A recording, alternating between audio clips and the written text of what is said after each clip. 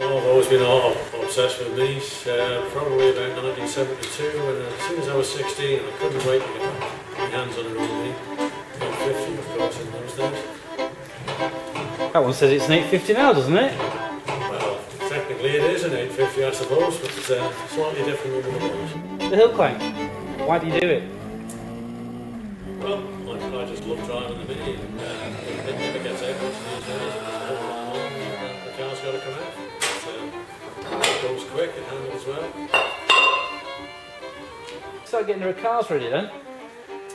Well, that's a bit of a joke really.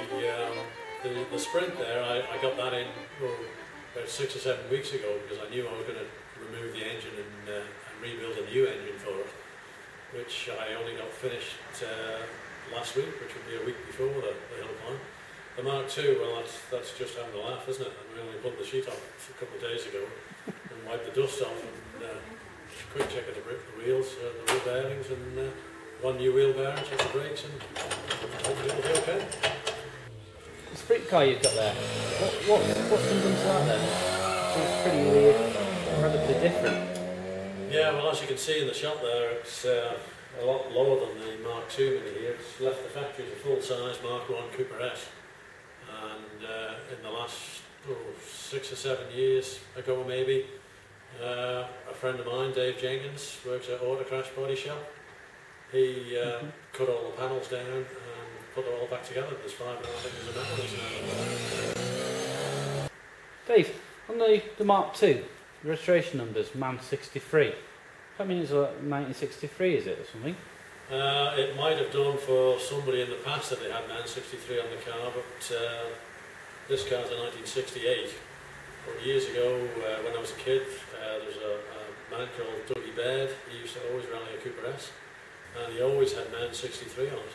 Right. And when the number came up, quite by chance, I jumped at it and thought that would be nice on the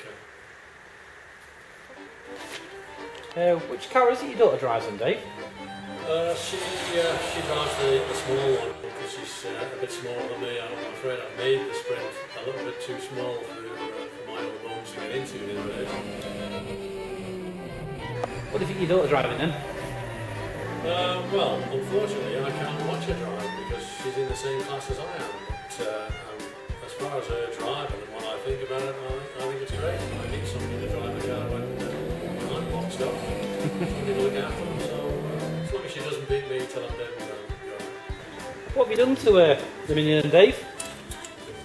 Well, this Mark II here on the left, the Man 63. That's it's pretty much as it came out of the factory, body-wise, original front end and everything on it. But mechanically wise, it's about as big as it can go, to be honest. Race pistons and camshaft and all the rockers, straight cut everything in it, and limited slip diff. Big brakes to try and stop it, and it goes very well. What sort of horsepower do you expect out of it? Well, we have had this one on the rolling road. It was quite some time ago now. They reckoned it was about 120 brake horsepower on the wheels, which I was quite happy with at the time. What's she swing around to? About 9,000 RPM, is it? Well, safely they say you can hold it at 8,000. 8,000. I never take it that high. I often look at the rev counter when I think it's buzzing quite hard. The Sprint one in the background now. What's been done to that one over there? I don't know how good you can see it there on the camera, but it's got a lot of metal removed from the body. 5.5 inches difference in the height, and that's not just in the roof pillars, it's the whole body. But mechanically wise, it's just about exactly the same as the Mark II here. 50 cc's difference in the engine size, but apart from that, it's got everything else in the same.